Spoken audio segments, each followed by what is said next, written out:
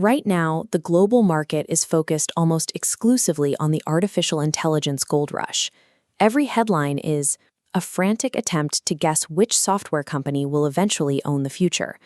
The US now commands 65% of global market capitalization, a historically lopsided concentration of wealth. Compare that to economic output. The US produces about 25% of global GDP.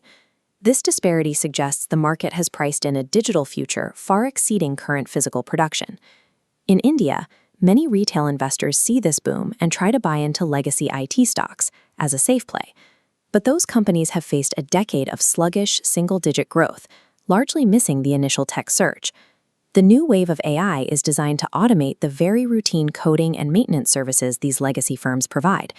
Instead of a catalyst for their growth, AI is a direct threat to their business models. Capitalizing on this cycle requires looking past the digital interface and into the industrial foundations that make it possible. We are witnessing a fundamental shift in the modern economy. As the world becomes more digital, it's forced to invest more heavily in physical systems. During the California gold rush of the 1840s, the first people to build lasting wealth weren't the ones digging in the dirt. They were the merchants who cornered the market on the picks and the iron shovels. Today's picks and shovels are the physical hardware and utilities required to run a digital model. Without them, the software is completely useless. The most basic requirement is the processing power.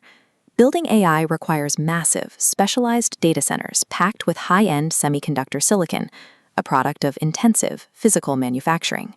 Then there is the power. These data centers require an immense, constant draw of electricity. Industrial transformers and high-voltage transmission lines are the only things keeping the weightless digital economy online. This AI cycle represents an unprecedented build-out of physical infrastructure. Expanding the power grid and the hardware fleet requires massive quantities of copper, zinc, and silver. These are the literal building blocks of the digital world. These critical metals are already in a global deficit, and demand is inelastic. Tech companies are locked in a race to build data centers, meaning they must pay whatever the market demands for raw materials. Because opening a new mine takes years of permitting and surveying, the supply cannot react quickly. As long as this deficit persists, commodity prices are likely to face significant upward pressure. You could buy the commodity itself to capture rising metal prices, but to amplify returns, look to mining companies. They have high fixed costs. Once covered, every dollar increase in metal prices goes straight to the bottom line, resulting in an exponential spike in profits. While software remains speculative, these industrial mining operations are sitting at the center of big tech's physical expansion.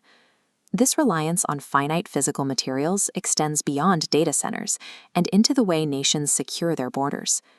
Geopolitically, the United States is signaling a step back from providing the primary defense cover for its NATO allies. This forces allied nations to rebuild their own industrial military capacity, competing for the same limited supply of metals and energy used by the tech sector. This creates a synchronized surge in global industrial spending that hasn't been seen in decades. Between technological infrastructure and massive global rearmament, heavy industries are entering a sustained period of high-priority corporate and state investment. Despite their role in powering the future, sectors like metals, power, and defense are highly under-owned and overlooked by retail investors. Good prices and good news rarely arrive together.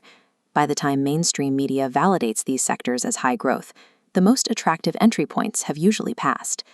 Geopolitical tension and negative headlines often suppress the valuations of these companies, creating the exact conditions professional fund managers use to build their positions.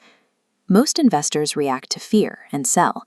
Smart money uses that fear to accumulate the physical assets the world cannot function without. India's push for domestic manufacturing makes it a primary theater for the shift, rapidly becoming a hub for heavy industries supporting this global cycle. You can see the health of this machine in the monthly GST tax collections. It is a reliable, real-time indicator that the underlying economic activity is actually compounding.